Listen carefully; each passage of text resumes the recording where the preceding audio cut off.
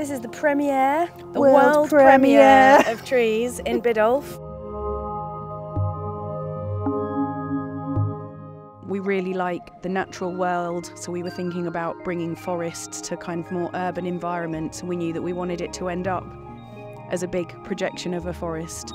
And then we kind of worked backwards. We worked with a brilliant creative team, and through that R&D work we discovered that underneath trees is as fascinating as the tops of trees, and we delved into the world of mycelium networks and ended up with this multifaceted piece that tells the tale of underground and overground. I've never seen anything like this in Biddulph before, so it's absolutely brilliant to see. We've seen projections of trees onto our houses and tree stumps with little interesting characters in them for people to look around. It's great to see people coming to green spaces in residential areas. Many years ago now, when I was at junior school, we used to have a book reading in the afternoon.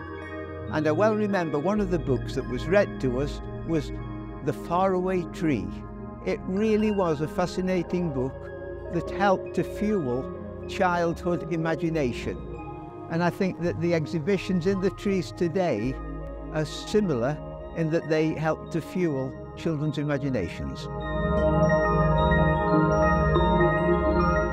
When Outside were co-commissioning this work, because Staffordshire Moorlands is a rural location and there's lots of families that live in this area that don't have transport.